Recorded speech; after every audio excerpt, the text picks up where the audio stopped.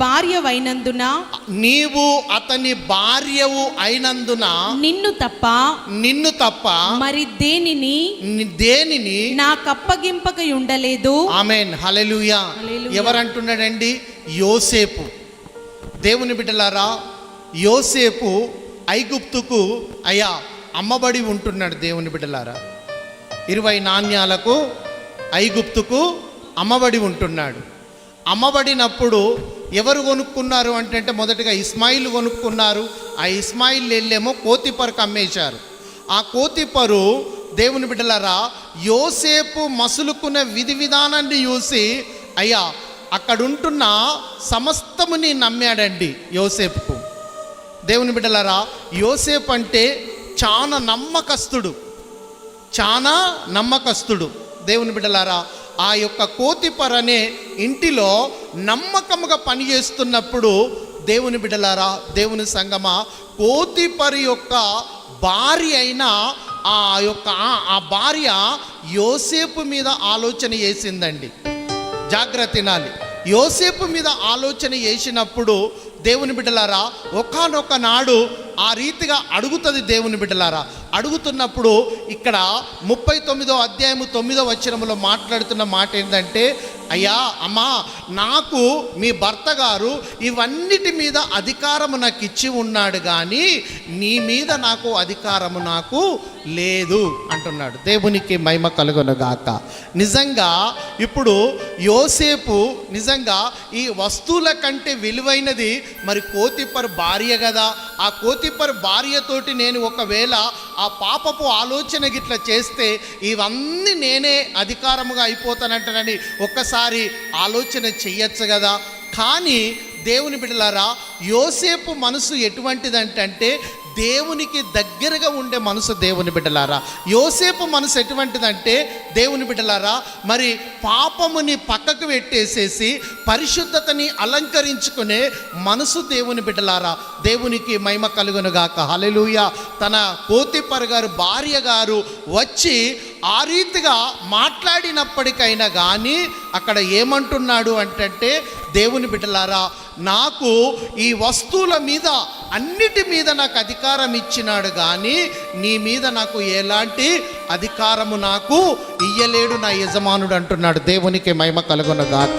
నిజంగా దేవుని బిడ్డలారా, ఇక్కడ పరిశోధించుతున్నాడు. ఇక్కడ గమనించాలి. ఇక్కడ ఏం చేస్తున్నాడట? యోసేపు పరిశోధించుతున్నాడు.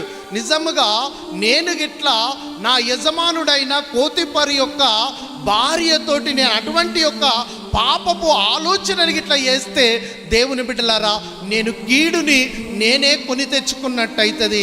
నేను ఒక భయంకరమైన ఆ ఆలోచనలకు నేను వెళ్ళిపోతాను, నేను ఒక భయంకరమైన వాతావరణంలోకి వెళ్ళిపోతాను అంటనని దేవుని బిడ్డలారా ఆ పాపానికి దూరముగా ఉండేటందుకు ఆయన పక్కకి వెళ్ళినప్పటికీ దేవుని బిడ్డలారా ఆ పాపము వేయకపోతే ఇక్కడ కనబడుతున్నది ఏంటిదంటే, దేవుని సంగమా జాగ్రత్త తినాలి.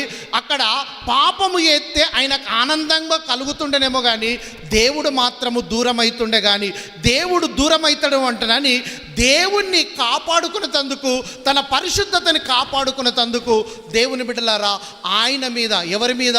యోసేపు మీద పోతీఫర్ భార్య తప్పుడు నేరము మోపి చెరసాలకైనా కానీ వెళ్ళినది, కానీ చెరసాలకైనా వెళ్ళినాడు, కానీ ఆయన మాత్రమైతే పోతీఫర్ భార్య విషయంలో తప్పు మాత్రమైతే చెయ్యలేడండి. దేవునికి మహిమ కలుగునుగాక. హల్లెలూయా. నిజముగా దేవుని బిడ్డలారా, మనకు ఇక్కడ సామెతల గ్రంథములో రాయబడ్డ ప్రకారముగా మనకు లోకములో పలు విధానములైనవి దొరుకుతాయి, పలు విధానమైన ఆఫర్స్ మనకు వస్తాయి. అయినప్పటికైనా కానీ దేవుని బిడ్డలారా అది ఏదైనా కానీ దేవునికి ఇష్టపడేది మనము తీసుకోవాలని తప్ప దేవుణ్ణి బాధ పెట్టేది ఏది సువ మనము దాన్ని ముట్టుకోకూడదు, దాని జోలికి మనం ఎప్పుడు సువ వెళ్ళకూడదు. ఒకసారి నమ్మిన వాళ్ళందరము గట్టిగా స్తోత్రాలు చెల్లిద్దాం, ఇంకా గట్టిగా స్తోత్రాలు చెల్లిద్దాం. దేవుని బిడ్డలారా ఎంత గొప్ప మాట ప్రభు మాట్లాడుతున్నాడు. ఎందుకోసం అంటే దేవుని బిడ్డలారా ఇక్కడ మరి మాట్లాడుతున్న మాట ఏంటంటే సమస్తము పరిశోధించి మేలైన దాన్ని చేపట్టుడి అంటున్నాడు. ఎంత గొప్ప మాట అండి. అయ్యా ఈ మాట అనేది దేవుని బిడ్డలారా ప్రతి ఒక్క బిడ్డకు మనలో ఉండాలి. ఎందుకంటే సమస్తము ఎన్నో మనకు కనబడతాయి, ఎన్నో ఎన్నో ఎన్నో ఎన్నో స్థలాలకు మనం వెళ్తాము. కానీ అన్నిటినీ మనము పరిశోధించే అయ్యా ఆ జ్ఞానము మనకు ఉండాలంటే ప్రతి దినము మనం వాక్యము చదవాలి, ప్రతి దినము మనం ప్రార్థన చెయ్యాలి. మన పరిశుద్ధతని కాపాడుకుంటే పరిశుద్ధాత్మ దేవుడే అయ్యా మేలైన దాన్ని కీడైన దాన్ని మనకు బయలుపరుస్తాడండి. దేవునికి మహిమ కలుగును గాక. దాని వలన ఏదైనా కీడున్నదా, దాని వలన ఏదైనా నష్టం ఉన్నదా, దాన్ని ఏం చేస్తాడట, మనము ప్రార్థన వాక్యము మనము నమ్మకం విశ్వాసముగా మంచిగా నమ్మకంగా ఉంటే కీడైన దాన్ని మనకు దూరపరుస్తాడండి. దేవునికి మహిమ కలుగును గాక. నిజంగా చూస్తుంటే యోసేపు నిజంగా దేవుని బిడ్డలారా ఎవరు లేరు అక్కడ. పోతీఫరు భార్య యోసేపే ఉన్నారు. యోసేపుని ఆ రీతిగా మాట్లాడినప్పుడు అయినప్పటికైనా కానీ దేవుని బిడ్డలారా దీని వలన నా దేవుని నేను బాధ పెట్టినవన్నీ అవుతాను, దీని వలన నేను పరిశుద్ధతని కోల్పోతాను అని ఏం చేస్తున్నాడట, అక్కడికించి పారిపోయి వచ్చాడండి. దేవునికి మహిమ కలుగును గాక.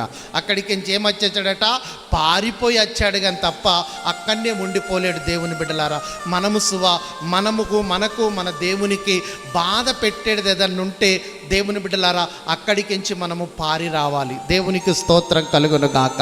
హల్లెలూయా హల్లెలూయా. దేవుని బిడ్డలారా దేవుని సంగమా సమస్తముని మనము పరిశోధన అనేది చెయ్యాలి. ఎవరన్నా మాట్లాడుతున్నప్పుడు మనము నోటి మాటల చేత చిక్కబడకూడదు. దేవుని బిడ్డలారా మనలో వాక్యం అనేది ప్రార్థన అనే జీవితము మరి ఎక్కువగా ఉంటే దేవుని బిడ్డలారా పరిశుద్ధాత్మ దేవుడు మనలో పని చేస్తాడు. ఎక్కడ చిక్కబడకుండా, ఎక్కడ మన పరిశుద్ధతని కోల్పోకుండా దేవుడు మనకు సహాయం చేస్తాడు.